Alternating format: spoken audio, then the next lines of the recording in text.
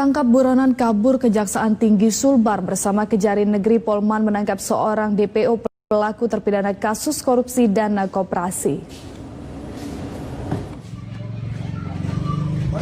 Seorang DPO pelaku terpidana kasus korupsi dana koperasi simpan pinjam tahun 2017 bernama Jumiati binti Tandi berhasil ditangkap oleh tim tabur Kejati Sulbar bersama Kejari Polman.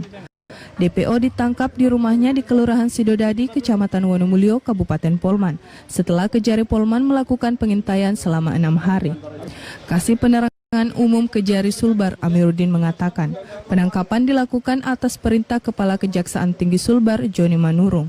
Tim kabur sebelumnya telah mengamankan 10 orang DPO dalam kurun waktu 3 bulan terakhir.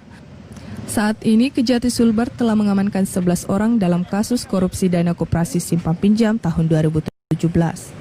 Dijelaskan Penkum Kejati Sulbar, Jumiati menghilang selama 3 tahun dan selama menjadi buron terpidana menetap di Dubai, Uni Emirat Arab sebagai tenaga kerja wanita. Kepulangan terpidana ke Kabupaten Polman kemudian terpantau oleh tim Intel Kejati Sulbar dan Kejari Polman, sehingga diikuti secara diam-diam. Dan akhirnya dipastikan terpidana tiba di kediamannya di Kecamatan Wonomulyo, Kabupaten Polman, langsung ditangkap oleh tim eksekutor Kejari Polman. Proses penangkapan dilakukan tanpa ada perlawanan. Terpidana kemudian dibawa tim eksekutor Kejari Sulbar ke kantor Kejari Polman untuk menjalani rapid test sebelum dieksekusi di Lembaga Pemasyarakatan Lapas Polewali. Berdasarkan putusan Pengadilan Tipikor pada Pengadilan Negeri Mamuju tertanggal 19 Juni 2017 dengan amar putusan pidana penjara selama 1 tahun dan 8 bulan dengan denda 50 juta subsidiar 2 bulan kurungan. Nadi melaporkan. Informasi lainnya, Saudara, jelang penetapan bakal calon tersangka dugaan korupsi pengendalian banjir air Sungai Bengkulu tahun 2019, tim penyidik pidana khusus Kejaksaan Tinggi Bengkulu kembali meminta keterangan sejumlah saksi. Sejumlah saksi yang dipanggil tim penyidik Pitsus Kejati, yakni Kepala Dinas PUPR Provinsi Mulyani Toha dan Bendara Pengeluaran Dinas PUPR Provinsi Bengkulu Iwan Wahyudi. Terhadap kedua saksi tersebut, tim penyidik Pitsus Kejati Bengkulu informasinya mencari penyebab belum dibayarnya sisa pekerjaan proyek pengendali banjir air Sungai Bengkulu tahun 2019 sebesar 975 juta rupiah.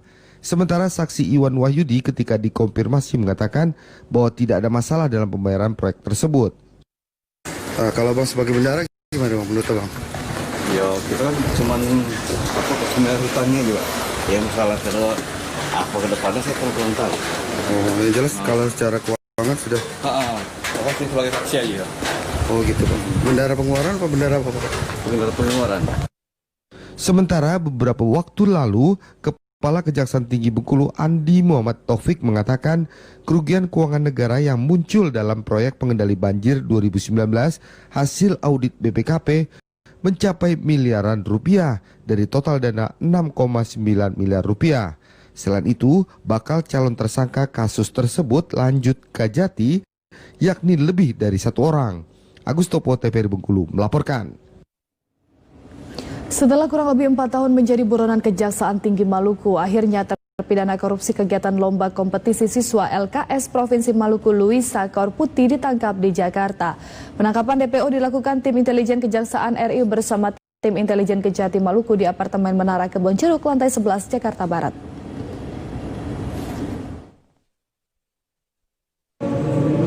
DPO terpidana kasus korupsi kegiatan lomba kompetensi senilai 700 juta rupiah lebih, Luisa Korputi ditangkap saat sedang berada di apartemen Menara Kebon Jeruk, lantai 11 Jakarta Barat, Rabu lalu.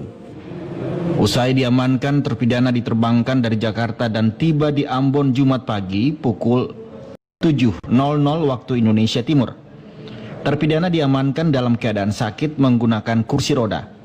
Terpidana Luisa Korputi dalam kasus ini bertindak sebagai bendahara pembantu pada Dinas Pendidikan Provinsi Maluku, diketahui telah merugikan negara sebesar 700 juta rupiah lebih tahun 2009 dan 2010. Dari kasus yang dilakukan itu berdasarkan keputusan Mahkamah Agung tertanggal 27 Januari 2017, terpidana divonis 5 tahun penjara, denda 200 juta, subsidiar 6 bulan kurungan.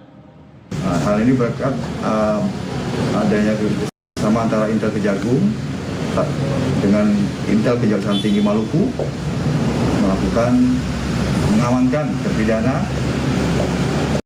di apartemen Menara Kebon Jeruk, lantai 11 AS Jakarta Barat, hari Rabu tanggal 9 Desember 2020 sekitar pukul 17.45.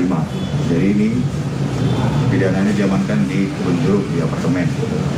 Selanjutnya dibawa ke Maluku untuk dilakukan eksekusi oleh jaksa penuntut umum. Penangkapan terpidana berkat kerjasama Kejaksaan Tinggi Maluku dengan Kejaksaan Agung RI. Setelah dibawa ke Kejaksaan Tinggi Maluku Jumat pagi, terpidana langsung dieksekusi ke Lapas Kelas 2 Ambon untuk menjalani hukumannya.